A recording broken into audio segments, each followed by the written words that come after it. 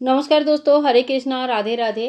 गोपाष्टमी की बहुत बहुत शुभकामनाएं फ्रेंड्स। कार्तिक महीने की शुक्ल पक्ष की अष्टमी तिथि को गोपाष्टमी मनाया जाता है। इस दिन भगवान श्री कृष्ण की बाल स्वरूप कान्हा जी की यानी कि लड्डू गोपाल जी की पूजन किया जाता है और साथ ही साथ में गौ माता का पूजन किया जाता है। गौ माता के लिए आज के दिन सुबह एक रोटी, ताज़ी रोटी बनाकर, सबसे पहले एक अच्छा सा रोटी बनाकर उसमें थोड़ा घी लगा के, गुड़ लगा के, चने का दाल दे के कोई भी गाय को आप ज़रूर खिलाइएगा। और गाय नहीं आता है तो दूध वाले को भी दे दीजिए, वो भी अपने गाय को खिला देंगे। तो इस तरह से हमें गाय के लिए सबसे पहले खाना निकालना है। आप चाहे तो दक्षिणा निकाल के भी दे सकते हैं। और इसके बाद मंदिर के पूजन हम कर लेंगे।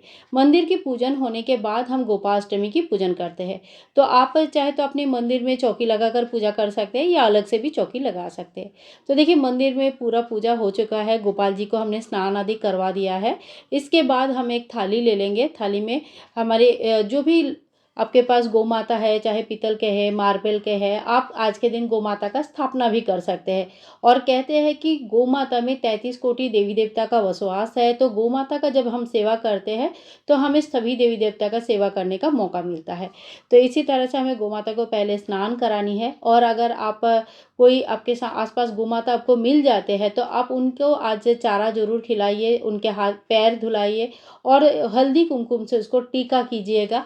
तो गौ माता का सेवा पूजा करना आज के दिन में बहुत ज़्यादा शुभ माना जाता है। इसके बाद हम फूलों का आसन लगाएंगे और सबसे पहले हमारे लड्डू गोपाल जी को विराजमान करेंगे। नित्य पूजा होने के समय ठाकुर जी की स्नान और वस्त्र वगैरह हम लोगों ने पहले ही पहना दिया है, तो अलग से दोबारा स्नान कराने की जरूरत नहीं है। ठाकुर जी को आसन देने के बाद हम गणेश जी को भी आसन देंगे। और अगर आपके पास गणेश जी नहीं है तो आप सिंपल एक सुपारी की स्थापना करके भी गणेश जी की स्वरूप मानकर पूजा कर सकते हैं। आज के दिन कान्हा जी के साथ साथ जो गौ माता हमारे है, गौ माता का पूजन करना विशेष महत्व देते हैं। तो हमें गौ माता को भी यहाँ पे विराजमान कर दिया है। आज के दिन गौ माता को घंटी वेट करना बहुत अच्छा माना जाता है। आप चाहे तो पीतल का या जो भी आपके यहाँ पे घंटी मिलती है, आप गौ माता के लिए खरीद सकते हैं और कोई भी गौशाला जाके उनको घंटी उनके गले में बांध के आ सकते हैं। या आपके घर में भी अगर कोई गौ माता है तो आप चांदी के, सोना का या पीतल का घंटी लेके आके उनके गले में बांध सकते हैं। इसके बाद देखिए, हम एक लोटा जल लेंगे और हल्का हल्का करके जल का छींटा देते हुए सभी देवी देवता को स्नान करा लेंगे। सबसे पहले हम गणेश जी को स्नान कराएंगे। शुद्धिकरण स्नान है क्योंकि स्नान हमने पहले ही सभी का करा लिया है। इसके बाद हम चंदन का टीका लगाएंगे। सबसे पहले गणपति जी को हम टीका लगाएंगे, फिर हम अपने कान्हा जी को टीका लगाएंगे और फिर गौ माता को टीका लगाएंगे। आज के दिन ना गौ माता को बहुत ही प्रेम से, प्यार से सजाया जाता है, तो हल्दी और कुमकुम का टीका लगाया जाता है और सच में देखने में ना बहुत ज़्यादा सुंदर दिखते हैं। तो यहाँ पे हमने पीला चंदन यूज़ किया है, आप हल्दी भी यूज़ कर सकते हैं।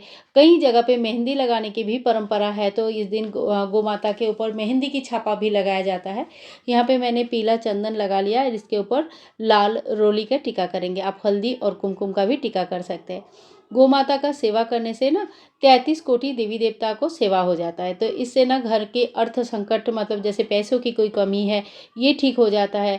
फिर बच्चों के अगर आस है, बच्चे नहीं है घर में, कोई भी बच्चे संबंधित जो भी प्रॉब्लम होता है ना, वो भी सॉल्व हो जाता है। तो गौ माता का सेवा करना बहुत ही ज़्यादा अच्छा माना जाता है। इसके बाद हम वस्त्र स्वरूप कलावा चढ़ाएंगे। सबसे पहले गणेश जी को चढ़ाएंगे, ओम वस्त्रम समर्पयामि। उसके बाद देखिए, लड्डू गोपाल जी को तो हमने पहले ही वस्त्र पहना के रखा है, गौ माता को भी हम वस्त्र चढ़ा देंगे। आप चुनरी दुपट्टा जो भी लेके आए हैं वो भी चढ़ा सकते हैं। और जो गौ माता है, गौशाला में जाके उनको भी वस्त्र दान कर सकते हैं। इसके बाद हम धूप दीप प्रज्वलित कर लेंगे, सभी को फूल चढ़ाएंगे। गणेश जी के लिए अगर लाल फूल, दुर्वा घास है तब जरूर चढ़ाइएगा। अगर नहीं है तो कोई बात नहीं, नॉर्मल जो भी गेंदे के फूल है वो भी आप चढ़ा सकते हैं। अगर संभव है तो आप आज के दिन कुछ फल, कुछ चारा, चावल और जो भी गौ माता को आप खिला सकते हैं, जिस तरह का भी खाना आप बनाकर खिला सकते हैं, शुद्ध सात्विक बिना नमक का जो भी खाना आप खिला सकते हैं, मीठा खाना, तो वो सारी चीज़ें आप किसी भी गौशाला में जाके गौ माता को खिला के आइए। बहुत सारा दोष भी इसमें ख़त्म हो जाता है। संभव नहीं है तो आप खाना सीधा निकाल दीजिए और जो भी दूध देने आने आते हैं, जो भी ग्वाले आते हैं, उनको भी आप दान कर सकते हैं।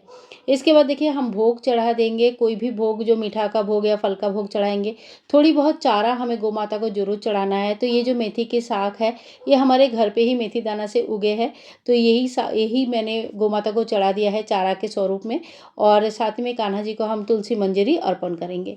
हाथ जोड़ करके पूजा में रही कमियों के लिए समय याचना करेंगे और अपनी मनोकामनाएं पूर्ण करने के लिए ठाकुर जी से आरती करेंगे।